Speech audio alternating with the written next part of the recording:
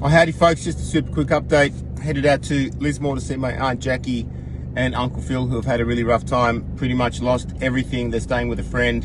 We're going to try and salvage what we can from their business shed and help them start rebuilding and cleaning up. For those of you who saw the pin post for the donations who want to help them direct, it doesn't need to be a lot of money, folks. If it can be $5, $10, $20, $50 from a whole bunch of people, it makes a massive difference to help them replace appliances and business equipment and everything that they've lost. So thank you very much if you do have the chance to contribute. Thank you on behalf of my beautiful Auntie Jackie and Uncle Phil. Those guys helped me get out of Sydney when I was in a bad way, actually, when my father passed away, who I was extremely close with, and I was a wreck, and they helped me, you know, get out of Sydney and get out of that, I guess, that life I had down there, which wasn't very positive at the time, and they've been amazing for me. So if there's anything I can do and we can do to help them, that would be incredible, folks.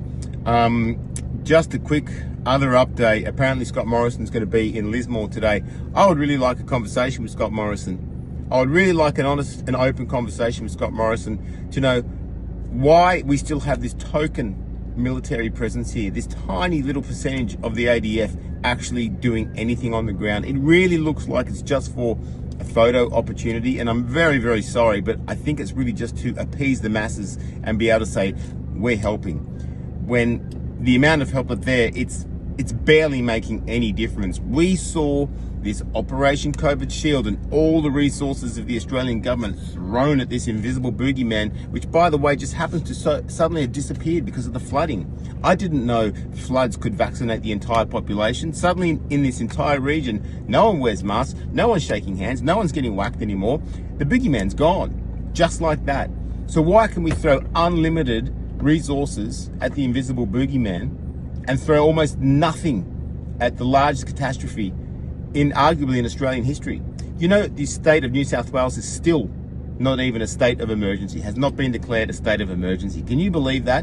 When they declared a state of emergency in all these states and throughout the country over this COVID thing, just so they could extend their powers, abuse their powers, and hold down the Australian people under their thumb, making us QR code and check in and take 2 or 3 whacks of a magical potion, destroyed businesses, destroyed families, pulled families apart, psychological warfare, relentless indoctrination campaign for the media, COVID, jab, that's all they did. They threw everything at it. And when it actually comes to helping Aussie families on the ground who are suffering, there's bugger all going on. We are up to day 10 now. There still is not a naval ship off the coast sending choppers in on search and rescue, delivering goods, dropping heavy machinery to clean up. You know why, folks?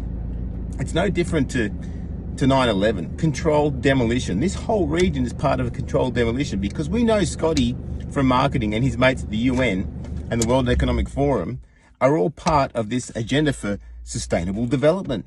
2030, Agenda 2030. Go to the World Economic Forum website, who Scotty is like this with, and look at what their agenda is, what their mission is. When they say, oh, eradicate poverty and the most vulnerable in the community, they literally mean eradicate them, get them out, destroy them, right? End their part of the demographic, if you like. We know what's going on, Scotty. I would like a conversation with you. We'd like to know about the Rainmaking Act. We'd like to know about the relentless cloud seeding going on in this country. We'd like to know about the use of HARP and weather technology to seed the clouds and cause weather events. We'd like to know all these things. We'd still like to know about the pedophile suppression order. We'd like to know about the suppression of treatments like hydroxychloroquine and ivermectin. We'd like to know about why the TGA suppressed these things and rushed through all these things that have caused the deaths and the injuries of untold numbers of Australians, and possibly even Shane Warne, who got, I think, 3 jabs, right? Possibly even Shane Warne as well. Now the media tries to blame it on a juice fast. Are you kidding me? Scotty from marketing, you're not a very popular man in this part of the world, I'll tell you that much. And don't expect a warm welcome from the locals here in Lismore at day 10, when we still have bugger all help coming in. Our community has raised funds. We've commandeered private choppers, private trucks. We've had so much charity come in because your complete incompetence and inadequacy as a leader has been revealed. And we've all had to step up and do the best we can. I've got come to my front door here now. There's more donations from locals. Whilst the ADF, the SES, the Navy and the Air Force, nowhere to be seen. Nowhere to be seen. And it just tells us that you don't really give a shit about us. That you've actually, once again, as per the COVID agenda, sold us all out.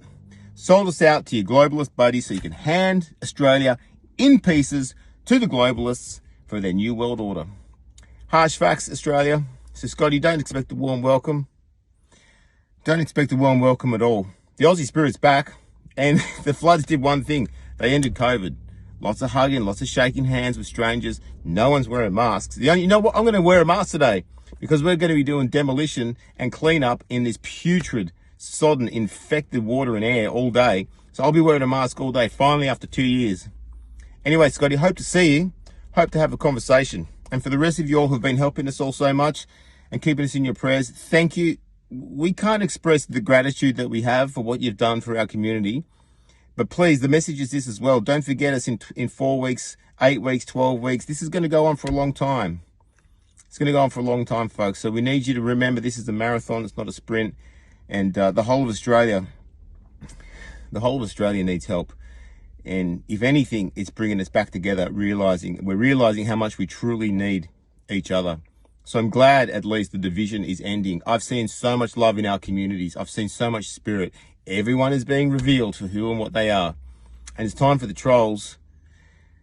It's time for the trolls to stop doing the damage they're doing and realize they've been led to a very dark place themselves that they don't want to be in. Anyway, folks, it's going to be a big day. Thanks for everyone who's helping. And on behalf of the North and the Rivers, everyone here who's digging in, we are eternally grateful for your support. And in any way, even if it's $5, even if it's a message, even if it's a prayer, it all helps. Your comments and your excuse me, your comments and the love that you send us is what keeps us going. So God bless you all. Over and out. Bye for now.